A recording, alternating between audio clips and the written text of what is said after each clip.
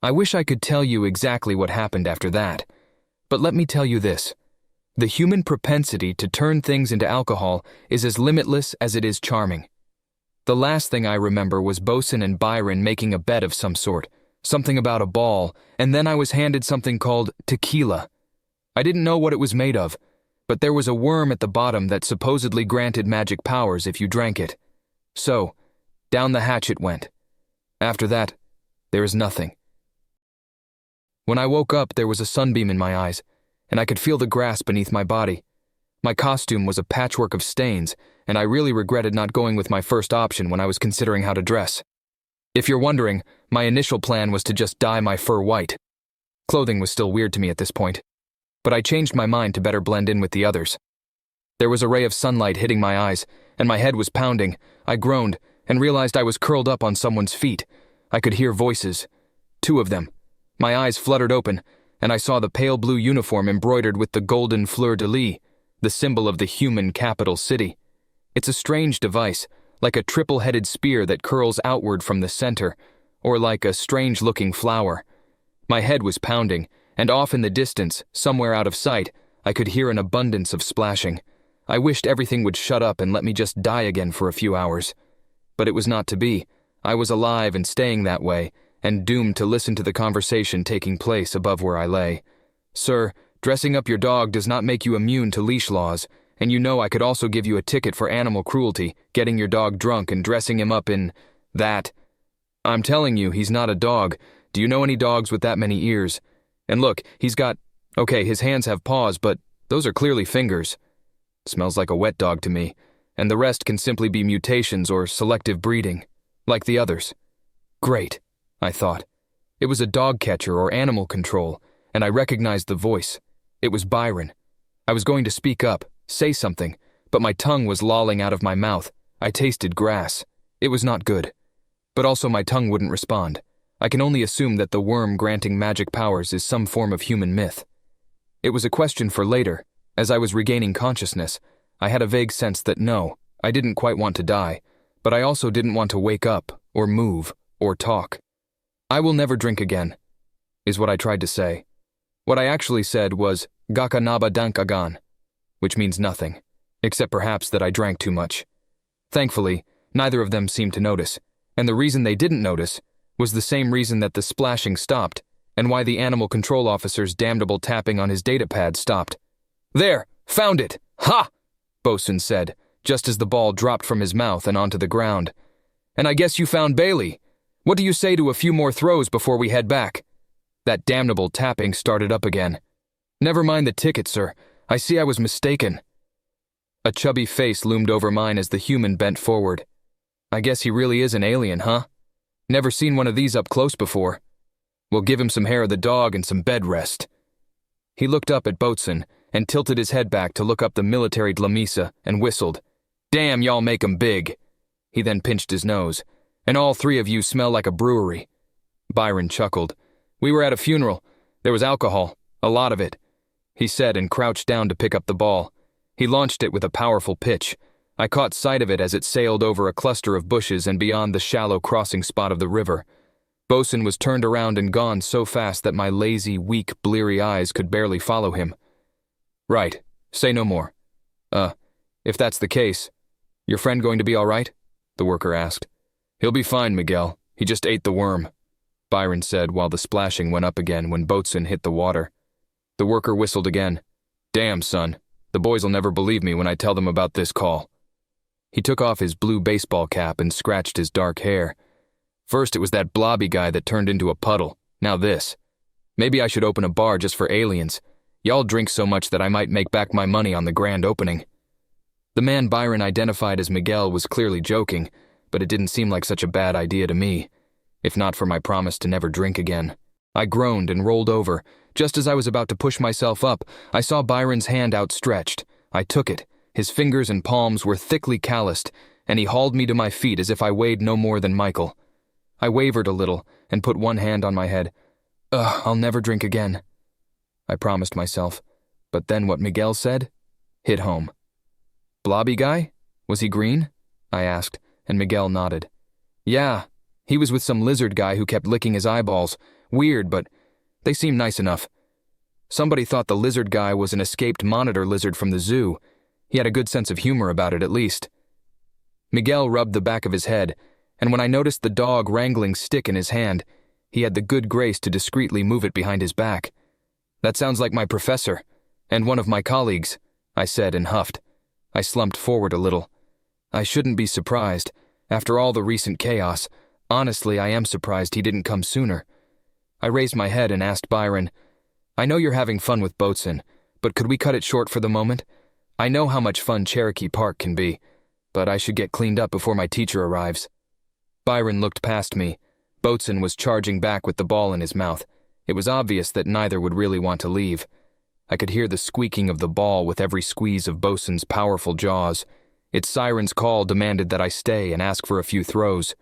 But between the alcohol pounding in my brain and my own sense of smell returning to me, demanding I wash off the fragrant aroma of alcohol and my own natural terror of getting a lower evaluation, I begged off my instincts with a promise to return to the park at a later time with Fauve. By the time Boatswain reached us, Byron had already agreed. Afraid we've got to go, this one, Byron jerked his thumb toward me, has to meet with his teacher. Boatswain dropped the ball, letting it roll out of his mouth to drop into Byron's hand. He stared at it like the ball would leap out of his companion's grip and fly off all by itself, and grumbled, I suppose we have to. We've been gone too long already. I guess that settles that, Essie. Y'all have a good day, and maybe next time leave the worm alone, eh? I gotta go. I gotta explain all this and drop some folks off, Miguel said and waved to us as he headed back to a large truck with a high-covered top clearly meant to contain numerous animals. I'll never drink again, I said to him, and waved farewell. Then to Byron I simply whispered, thanks. Before I asked, so, what exactly happened last night? The human exchanged a look with Boatswain and said, do you at least remember the part where you called your embassy? If I could have paled like a human face, I would have. No. What exactly did I do? Byron jerked his thumb over his shoulder toward the dog catcher's truck. I'd say you can ask your ambassador. But he's passed out, along with most of the embassy staff, Boatswain finished. Thankfully, the dog catcher is now convinced, and he'll take them back to the embassy to sleep it off instead of letting them wake up in the pound. I didn't mean to. Suddenly, my professor's visit was looking a lot more awkward to me, and deportation looking a lot more likely. I wasn't quite sure what to say, and so finally said nothing. Byron tossed the ball up and down in one hand, Boatswain's eyes watching and bulging every time it made a squeak. Yeah, I wouldn't worry about it. We invented a new sport. I called it Bailey ball, but after they got too drunk to say it anymore, it just became Bally ball, and I guess that is what it'll stay. Come on, get in the car. I'll explain on the way back to your house. When I began to half walk, half stagger toward the waiting black car of the security staff, I couldn't help but wonder whether or not I really wanted to know what happened or not. But I concluded that, whether or not I want to know, I'm pretty sure I'm going to find out. Hopefully before all of my ears are full with my professor's reprimands. It turns out that Bally ball is a very interesting sport that is only really playable as something interspecies. According to what Byron informed me, it started like this. I left the room, and they made a bet on who could find me first. Byron with his tracking ability and understanding of how to use terrain, and Boatswain relying purely on his sense of smell, and all three of us were 3 sheets to the wind. I went to the place known as Cherokee Park, which was large enough to take an hour or 3 to walk in its entirety. I don't know exactly how I got there, but La Mesa are fairly swift, so I can only presume that I ran part of the way. I can guess why I went there. After all, Fauve had a habit of throwing the ball there. I likely wanted a good time, and I didn't realize that my human wouldn't just be there. Byron's vehicle was capable of self-driving, so according to him, well, I will relay what they said in their words as best I can, having heard the story from both of them, admittedly that this is cobbled together, and their memories are not dramatically better than mine, but it will have to do. How does a La Mesa just vanish on this goddamn planet? Byron groused, while Boatswain's head hung out the passenger side window. I don't know, but you'd think I'd smell him by now. It's been 20 minutes. Why did I suggest that much of a head start? Boatswain groused in turn. He smells like he bathed in bourbon. I should be able to find him with ease. Do you know what city you're in? Louisville is famous for its bourbon, even more so than for its baseball bats. It's the best stuff in the world." Byron smacked his lips together, the taste of the stuff still on his tongue despite having none in hand while the car drove on. "Still!" Bosun protested, and let his tongue loll out the side of his head while he bit and sniffed at the air in search of the smell of drunken Lamesa college student. "Still nothing. You probably smell liquor on yourself, too. That can't help," Byron remarked as the car went down the quiet streets at half the normal speed limit. "Maybe, but if you hadn't insisted on bringing all that—" Bosun didn't need to say what he was talking about. On the back seat there were bags full of liquor bottles from absinthe to tequila. We might have caught up with him by now. "Would you rather I left it behind?" Byron asked, and Bosun immediately shook his head. "No." "All right then," Byron said with what could only be described as a smug little smirk, to which I will add, he objected to Bosun's characterization of it as his mug, know-it-all, and cocky. "Okay, so you're a drunk Lamesa that has wandered off. Your favorite human isn't around. Where are you going to go?" Byron asked. "If he's really drunk, the house and to bed. If he's not quite that far gone, where he thinks he'll have fun. He seems like a fun lover to me. Very un-Lamesa-like," Bosun remarked. "Squeak, squeak," Byron remarked. "Okay, fair enough," Bosun acknowledged. "The park then, the one close to the house," Byron suggested, and when Bosun didn't object, he pulled up the map, plugged in the location, and the car began to drive toward the new destination. The route on foot was a lot easier than the route by car, so they had time on their hands while they tracked me to my destination, and when silence passed between them for a while, Bosun finally asked, "So he left you something?" "Yeah," Byron answered. He stared ahead, briefly forgetting to look for me when he thought of the old man, and instead focusing on his memories. "What was it?" Bosun asked, his ears flattening at the side of his head, one eye flicking toward his human comrade. "Credits. Energy enough to jumpstart my own power plant if I want. Enough to retire off of. And a few mementos," Byron answered. And for a little while longer there was quiet, just the hum of the car. It might have been tense if there were two humans involved, but because one was a human soldier and another a Dlamisa of the same field, things were easier. The tension that sometimes exists between two human males does not seem to be present between the two across species. Perhaps humans and Lamesa are uniquely compatible races, or perhaps there is a natural ambassadorial trait in the primate species. Whatever the case, when Bosun chose to ask, "Why?" Byron chose to answer. "His kids," Byron answered. "You're his son?" Bosun asked. "No, I took a bullet for his granddaughter," Byron answered even though he wasn't driving. His fingers closed around the steering wheel and went knuckle white. "Zenti?" Bosun asked, and Byron spat out the window. "No, those are wimps. Crunchy wimps. I have no idea why anyone was ever so scared of those. Years ago, look, maybe on your world everybody gets along and everything is hunky-dory, but we're kind of contentious, and every now and then there's a little flare-up. Percival's son, his wife, and their daughter got into the family business. There was a politician that was rattling off some paranoid nonsense about an alien invasion. A politician was accused of facilitating an invasion because he wanted to streamline the process of securing visas as part of a trade agreement. Once the wild stories spread, he hired a media consultant. Percival Barnum? Bosun guessed. Yeah, he assigned his son and daughter-in-law to the consultation. His son was very hands-on, a lot like his father. Brash, loud, bold, a real charmer, he really took after his old man. His wife was a good match, less eccentric, level-headed, collected, organized, but also incisive and very take-no-prisoners. They decided to do a public session. Nobody expected it to go down the way it did. There was a bombing. The politician was killed. Hell, half the damn building blew up. I got lucky. I was in the shitter. Phineas, his son. He was killed instantly. His wife managed to live long enough to protect their daughter. And then the gunfire got going. I took a half a dozen rounds in the back, but I ran Teresa out of there and provided suppressing fire. Terror attacks are two-stage affairs, and I had an exit planned. We still might have died, but I had some of the best protective gear on the market. Bosun processed that quietly. Then what? He asked. Percival is what? After his son and daughter-in-law were buried, he spent millions of credits on revenge. He might have appeared to be a sweet old man, but if you ever see an old man in a profession where people die young or quit early, beware.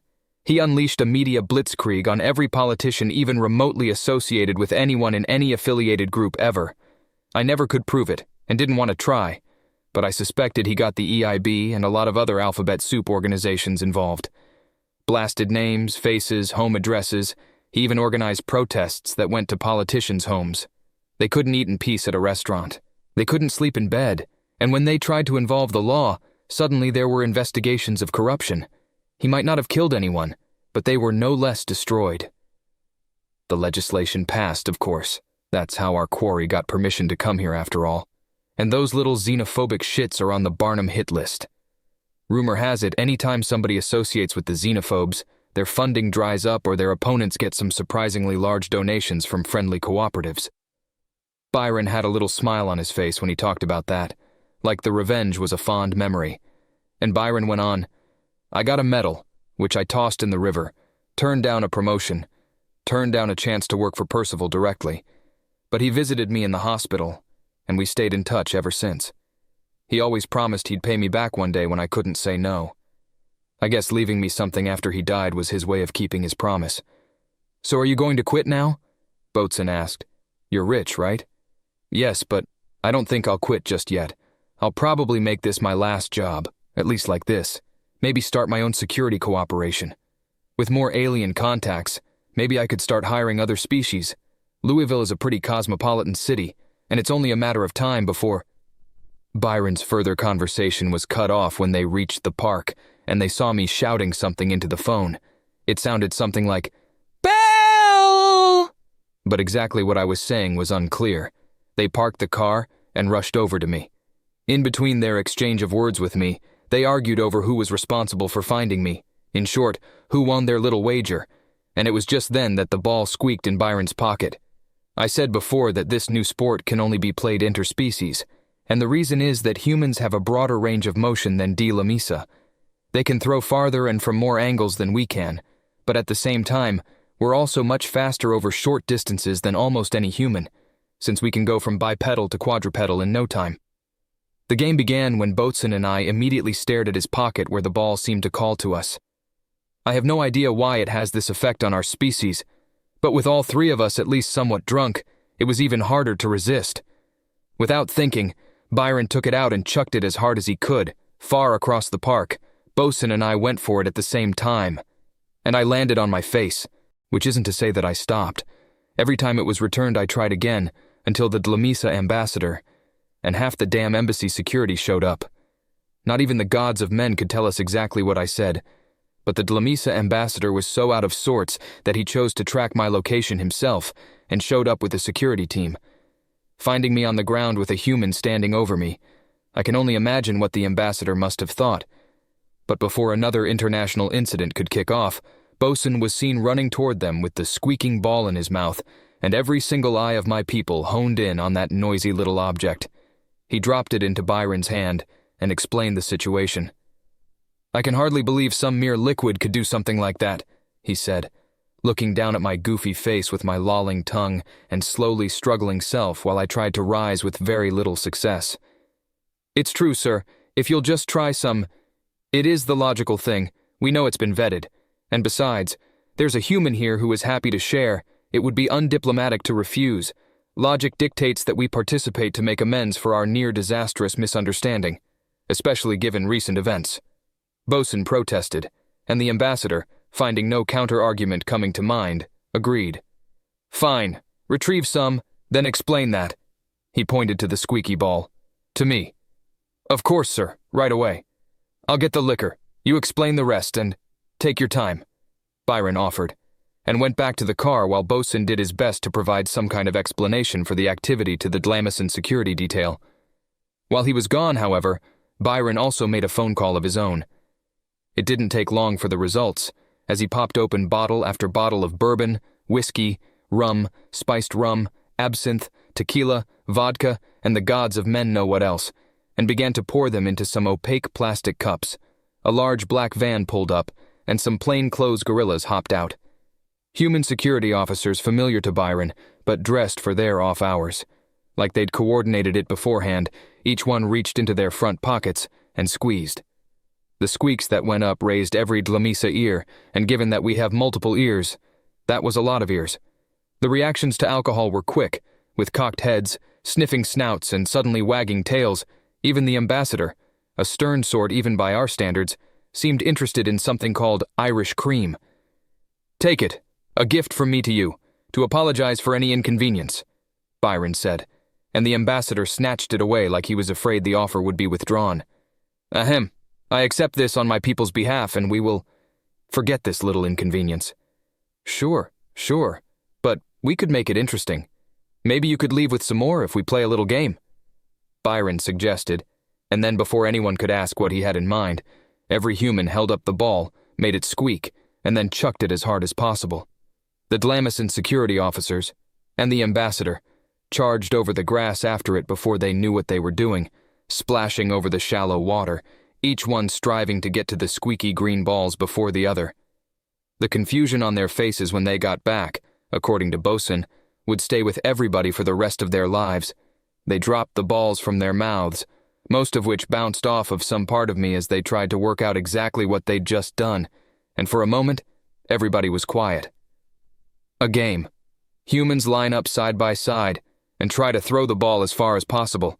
1 point per every 3 meters. Each of us partner up with a Dlamisa who retrieves the ball, and then the humans try to stop every Dlamisa but their partner from crossing the line again. First team to 21 points wins, and every round, whoever crosses first, that team takes a shot. Top 3 teams take a bottle of their choice home, +1 for the ambassador if you'll referee, sir. The ambassador's tale could have cooled the desert summer. "I suppose I must agree," he said with very obviously false disinterest. I was dragged out of the way, and the game began. Human throwers had rocket arms, it seemed, and at first it was hard to score. The fastest Dlamisa got back first, but were tackled by multiple humans, whose considerable muscle and their unique range of motion made them difficult to outmaneuver. Slowly, strategies evolved, as human throwers mixed their distance goals with an attempt to time the return of others, so they didn't throw as far, but forced the other humans to pick and choose who to try to stop. Thus, nobody fell too far behind, particularly as everybody got drunker as the night went on. The ambassador chose to take a shot with every win, and refereeing was soon forgotten. Before the night was done, half the humans and all the Dlamisa save Bosun were passed out, and Byron was forced to go and check just to make sure nobody was left behind. His human counterparts were strewn about the park or stumbled back to the van to sleep it off, and by the time he came back, the dog catcher was ready to add me to the truck where the rest of my people were sleeping. Thus Ballyball, or as it came to be known, Ballyball, was born. As more of my people came to Earth, it became a popular sport that was transmitted back home. Professional leagues emerged, and the players became famous across multiple worlds. Somehow, I think Mr. Barnum would have been pleased that he ended up doing a lot more than just putting the fun into funeral, and would have appreciated the use of his alcohol. But as for me, that morning, all I really wanted to do was remove my brain so that it would stop pounding for a few minutes.